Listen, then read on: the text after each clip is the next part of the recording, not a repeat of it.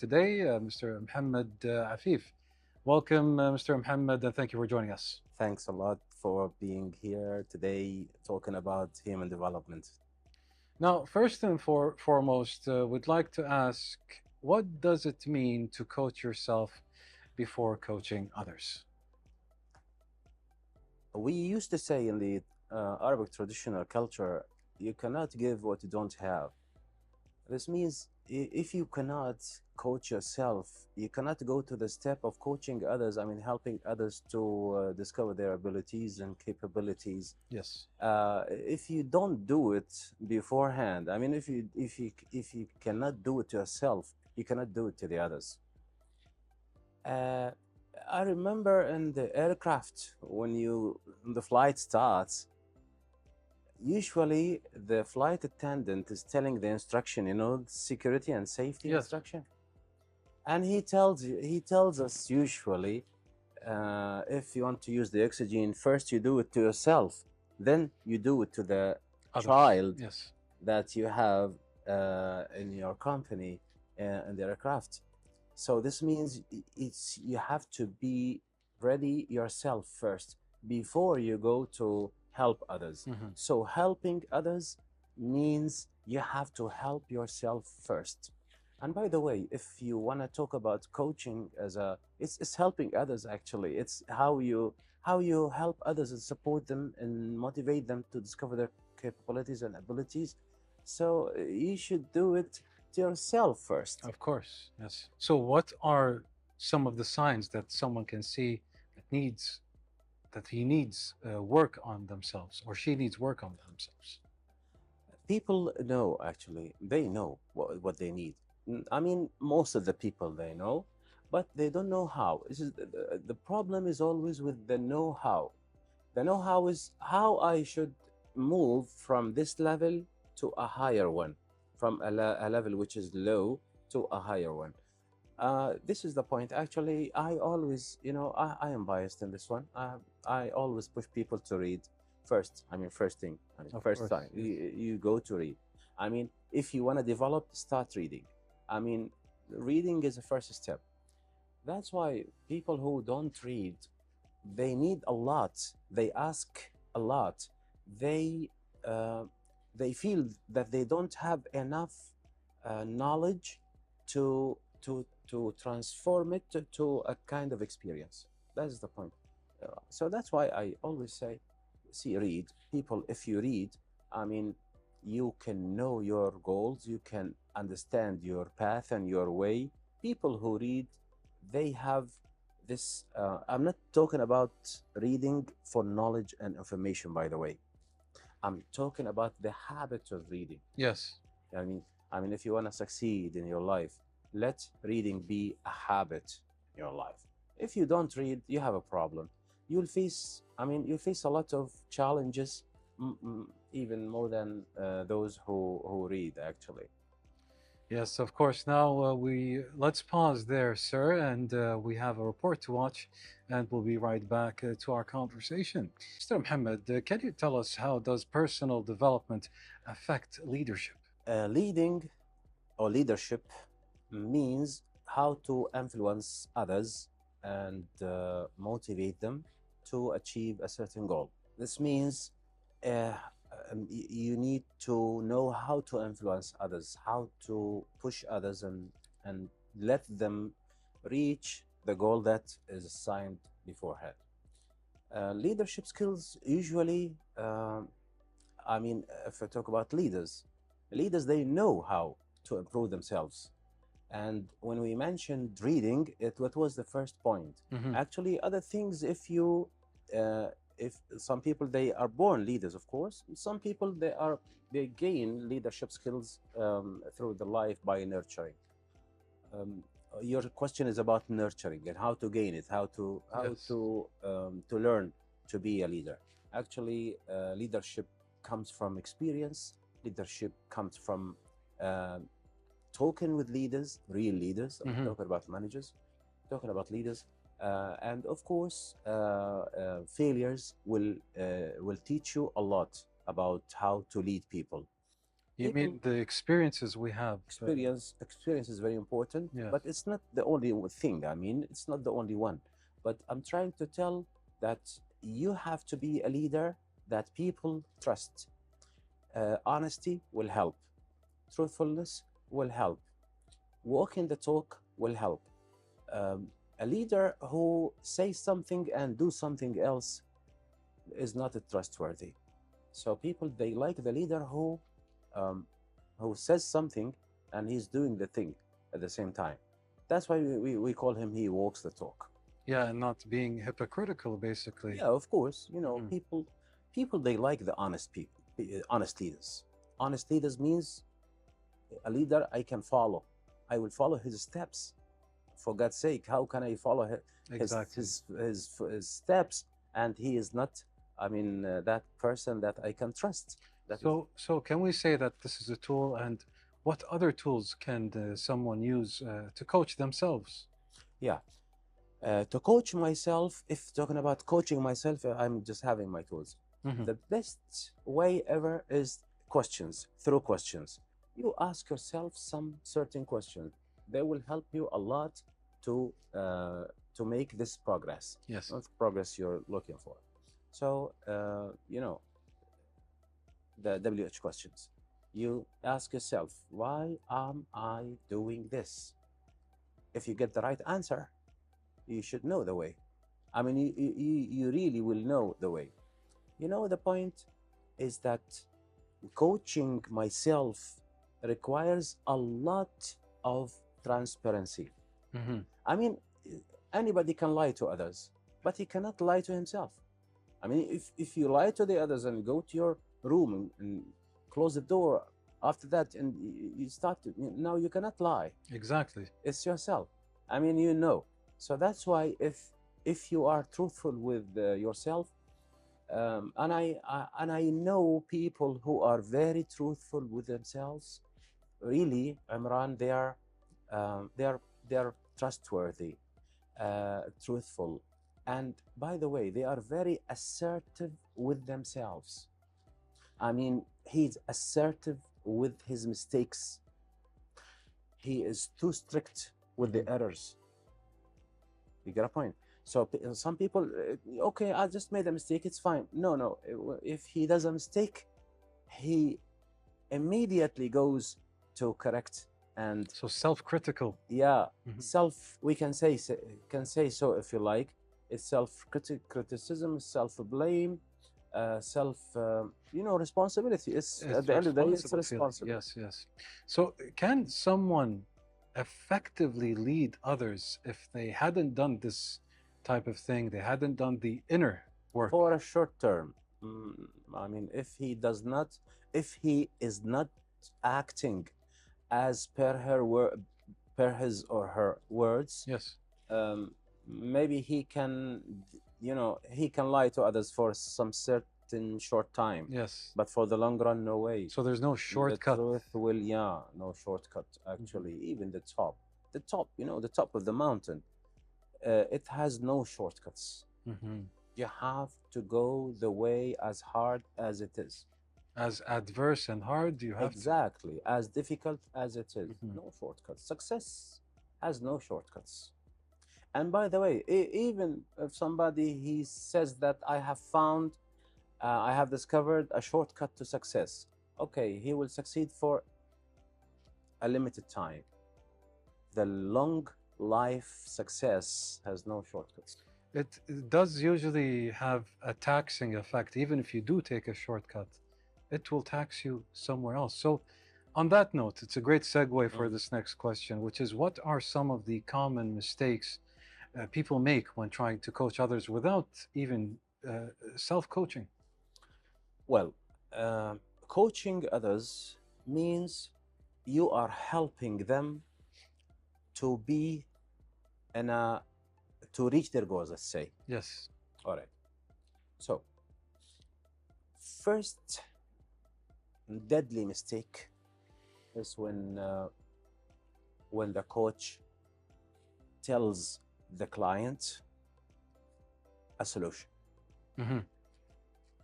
That's not part of his job. That's not part of his why he's there. That's for the consultant. You know, consultants, a consultant can give you a solution for your problem. The coach should not. That's a deadly mistake. I mean, I know the solution. I'm sitting with you. Suppose that I'm coaching you now. If I tell you the solution, then now you'll stop thinking. So this is the solution. Why should I think about it? But if I show you part, if I motivate your mind to see the solution, this will help. You'll start thinking. Once you think about it, you start to have the solution on your own. Once you have it on your own, you have something, we call it ownership. You know ownership? If you own an idea, you will execute it. Exactly. You will do it. You will work on it. If you don't own it, I mean, if I give it to you, see, your belief in it is too low. Not enough. It's not enough just to achieve your goals. If you want to achieve your goals, you should own the thought first. You should own the idea first. You have to have conviction in it. Exactly. This conviction will help a lot in the ownership, and this ownership will make you put a lot of efforts to achieve the goal. Yes. Well, sir, we do have to pause here as we do need to take a break, and we'll be back to our conversation. Back, dear viewers, once again, I am joined in the studio with our distinguished guest, Mr. Mohammed Afif. And now, one of my favorite segments here, Mr. Mohammed, which is myth or fact. I will present you with a statement, and you can tell me if it is indeed a fact or a common misconception.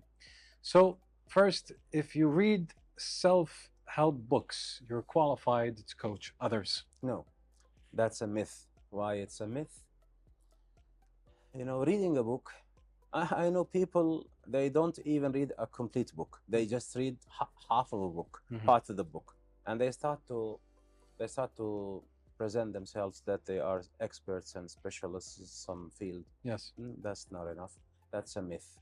Reading is not enough. You have to, you know, see, I have a program which is called mentorship. Yes. Mentorship. And this program, fresh trainers or coaches, they come to me to accompany me for like 1 year to guide them to reach their goal in coaching or in training. Okay. So this guidance will help them. I mean, and it's not enough as well. So reading is not enough. Attending courses not enough. Mentorship is not enough. You should have all these things together in a certain period of time. After that, you can decide. I mean, you can say if you can coach others or no. Reading a book, 2 books, 3 books, Yes. even 10 books is not enough. So the next one, which is a good coach doesn't need to review their own behavior or thoughts. Actually, coaches, they should be a good example. I mean, a coach should be a good example. I mean, if you are a good example, people will they will trust you. They will have faith in you. And once they trust you, they will listen to you. Of course. How comes? So you should be a good example to be followed, to be traced. So the next one is if you're successful in your career, that makes you automatically a good coach. To a certain degree.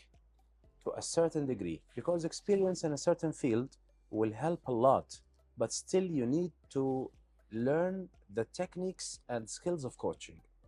I mean, if I'm good in finance, a person who is a financial manager, he is good in finance, that's fine. And he has, you know, gone a long way in this experience. That's good. This is not enough. To some degree, it's good. But he should know, he should learn the techniques and, you know, tricks of coaching. Okay, so for the next one, sir, it's okay to give others advice that you don't apply yourself. Again, that's a myth because you cannot, we said that before. You cannot, I mean, you should be a good example. I mean, you cannot tell somebody something that you yourself do it. If you do it, this means that you are not. I cannot believe what you are saying, or I'm not convinced enough. That's a myth. You know, some coaches, Yeah. he is still single, and he is coaching married people. How comes that? How is that possible? I mean, he didn't go through this process just to know, I mean, you have read some, like, two books about it, and that's enough. It's not enough. So actual, like, let's say on the field experience is crucial in some matters, It like is marriage, crucial. right? See, Imran, now everybody is a life coach. That's another problem. Mhm. Everybody is a life coach. That's for me myself. You asked me before we start today. Mhm. I said, I told you I'm not a life coach. Mhm. You asked me, right? Yes. I can coach life things. I mean, social life things. But I would like to introduce myself as a career coach. If Yeah. you want to to name me as a coach, Yeah. A I would label. I would like to go to the area of career coach. At least I'm good at it. I know what I'm doing. Mhm. Um, but the problem is that life coaching now, it's like a trend. It's like something trendy. People, they like to put it before their names. Life coach Mohammed, Mm. life coach Ahmed, life coach Abdullah. That's true. That's That's not true. that's not life coaching. Life coaching is too deep. Something, I mean, you have to know. And for me myself, ask me what is the first thing you should gain before you introduce yourself to be a life coach, and at least you should have an experience of at least 5 years, Yes. in this field, just to say I'm a life coach. No, Mr. Muhammad, how can personal failures become lessons for better coaching? They used to define experience Mhm. as a series of failures. I mean, a chain of failures. Yes. If you have a chain of failures, I mean, a lot of failures, at the end of the day, you will have an experience. So this is experience. That's why failures and successful people, they don't see failures as failures. Failures is an experience. A failure is a lesson you should learn. A failure is something will add a new information, a new knowledge, a new piece of information. I mean, a new experience. It will give you something that didn't exist before. I Mhm. mean, see, failure. I know people, they welcome failures. The moment they fail in something, oh, fine, I have learned something. But some others, they don't even use the word. It's not failure. It's I have tried. I have tried, and this try is enough for me to learn. It's true, sir. Now, some of the most remarkable people that I've known personally have went through the most adversity and failures. As soon as they fail, they just go back to the drawing board. What did I learn from that failure? And now the next step. Exactly, Imran. That's why they are enjoying. Exactly. People, they enjoy failures. Steve Jobs is the best example you can ever see. Hmm. Steve Jobs, in his journey of success, his path like this way, Up ups and and down. downs, Yeah. ups and downs, ups and downs, all the way long. Steve Jobs is a good example of successful people because this person has changed the world. Hmm. So that's why it's good to have him as an example of the the the person who has got them a lot of failures in his life, but at the end of the day, he is still a successful person. And that doesn't mean, so Lincoln is another good Hmm. example. Jack Ma of Alibaba trading site, he has gone through a lot of failures, but So at the many end of the day, examples. he is a successful person. Yes. Now, on that note, how important is it to stay on track and how important is consistency when it comes to it?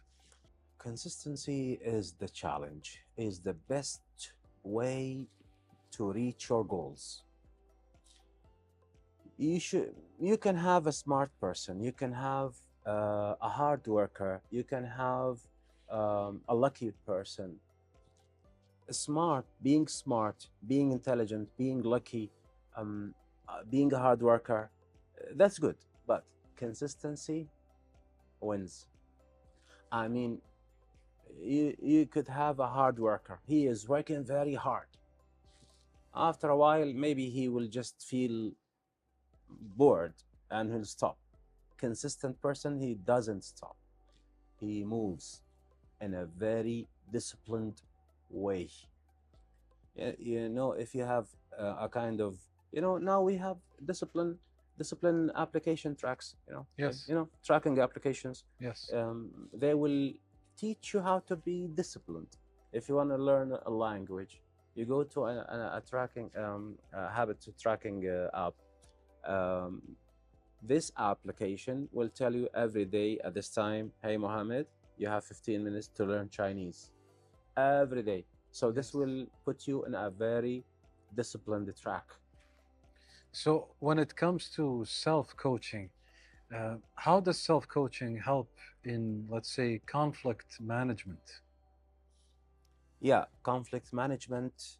You know, if you want to manage any conflicts, the first thing is to have a good relationship with yourself. A good relationship with the self means a good relationship with the others. You know why people are fighting? Yes. They are fighting. And some people, they are fighting inside before they just fight with the others. Maybe out of the blue, there comes a guy to shout out loud, to say some bad words, to push you in the street in your car. His problem is not with you. First, his problem is with himself. Inwards. Yes. It is inside. Hmm. Once he feels bad inside, this will reflect on the environment. You know? So he has not a problem with you. Most of the problems you will see between two people, let's say, actually, a person A with a person B, a person A, he has got a problem with himself first, then it reflects on person B. That's the point. You know, the idea of having a good relationship with myself. I like myself. I accept it as it is. Exactly like faith, which is Iman. Yes. Faith, which is Iman, it's, you know, the last phrase of it is to accept fate, whether bad or good. That's, you know, people who accept this. I mean, acceptance means I accept myself as it is. I accept people as they are. I accept the environment as it is. That is the way how I accept things around me. So that's why if you wanna resolve conflicts, start with yourself. Resolve it with yourself, you will resolve it with the others. Of course.